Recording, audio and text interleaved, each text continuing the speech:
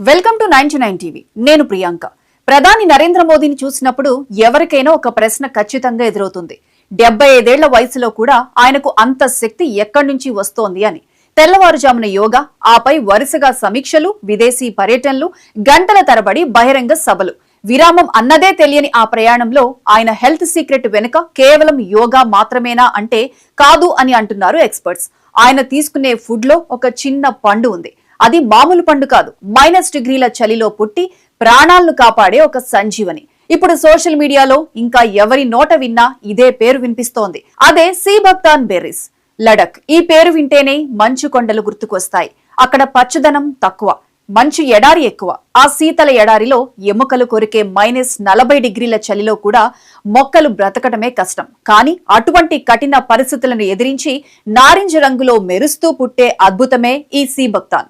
స్థానికులు దీనిని Himalayan gold లేదా వండర్ బెర్రీ అని పిలుస్తారు. చూడ్డానికి చిన్నవిగా ఉన్నా వీటిలో ఉండే శక్తి మాత్రం అనంతం. చరిత్ర పుటల్లో ఈ పండు ప్రస్తావన వింటే ఆశ్చర్యం కలుగుతుంది. ప్రాచీన Greek Veerudu Alexander the great కాలంలో యుద్ధాల్లో గాయపడిన గుర్రాలు ఈ పొదల మధ్యకు వెళ్లి ఆ పండ్లను తినేవట. ఆశ్చర్యకరంగా ఆ గుర్రాల గాయాలు మానిపోవడమే కాదు, వాటి చర్మం బంగారంలా మెరవటం మొదలైందట.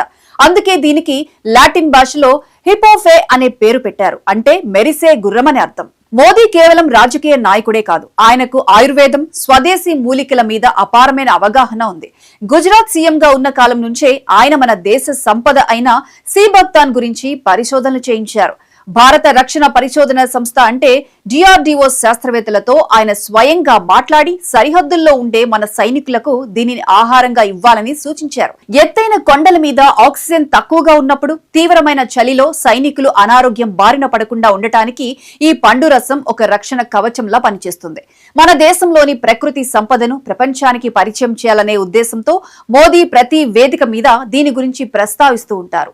ఈ పండులో ఉన్న పోషకాలు వింటే వైద్యులే ఆశ్చర్యపోతారు. సాధారణంగా మనం విటమిన్ సి కోసం నిమ్మకాయలు లేదా నారింజ పళ్ళు తింటూ ఉంటాం.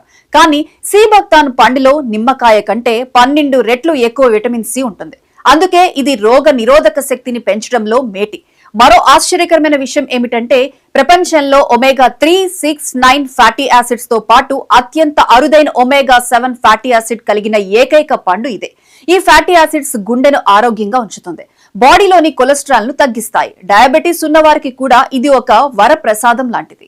నేటి కాలంలో చర్మ సౌందర్యం కోసం వేల రూపాయలు ఖర్చు పెట్టి క్రీములు వాడుతుంటారు. కానీ సీబక్తాన్ నూనెను ఆయుర్వేదంలో యాంటీ ఏజింగ్ ఏజెంట్ గా వాడుతుంటారు. ఇది చర్మాన్ని ముడతలు పడకుండా కాపాడుతుంది. అందుకే దీనిని కాస్మెటిక్స్ తయారీలో విరివిగా ఉపయోగిస్తున్నారు. కేవలం ఆరోగ్యం కోసమే కాదు, అందం కోసం కూడా ప్రధాని దీనిని సిఫార్సు చేస్తుంటారు. మోదీ ఈ పండు గురించి పదే పదే చెప్పడం వెనుక ఒక గొప్ప ఆర్థిక కోణం కూడా ఉంది.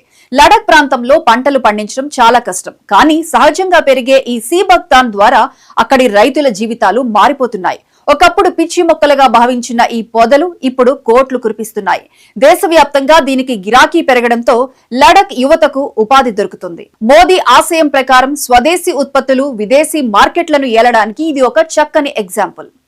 ఈ పండు చాలా పుల్లగా ఉంటుంది, అందుకే దీనిని నేరుగా తినడం కొంచెం కష్టం. మార్కెట్లో ఇప్పుడు దీని జ్యూస్లు, టీ పౌడర్లు, ఆయిల్ క్యాప్సిల్స్ అందుబాటులోకి వచ్చాయి.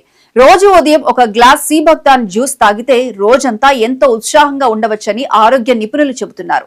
ప్రధాని చెప్పినట్లుగా మనం విదేశీ మల్టీవిటమిన్ టాబ్లెట్ల మీద ఆధారపడటం కంటే మన హిమాలయాల్లో దొరికే ఇలాంటి సహజ సిద్ధమైన పండ్లను అలవాటు చేసుకోవడం ఎంతో ముఖ్యం. ప్రకృతి మనకు ఇచ్చిన ఈ సంజీవనిని గుర్తించి మన జీవన శైలిలో భాగం చేసుకుంటే 70 ఏళ్ల వయసులో కూడా 20 ఏళ్ల యువకుడిలా పనిచేయడం అసాధ్యమేమీ కాదు. ఆరోగ్యం అనేది మనం కొనుక్కునేది కాదు, మనం తినే ఆహారం ద్వారా సంపాదించుకునేది. సీబక్తాన్ పండు ఆ సంపాదనలో మీకు తోడుగా ఉంటుంది.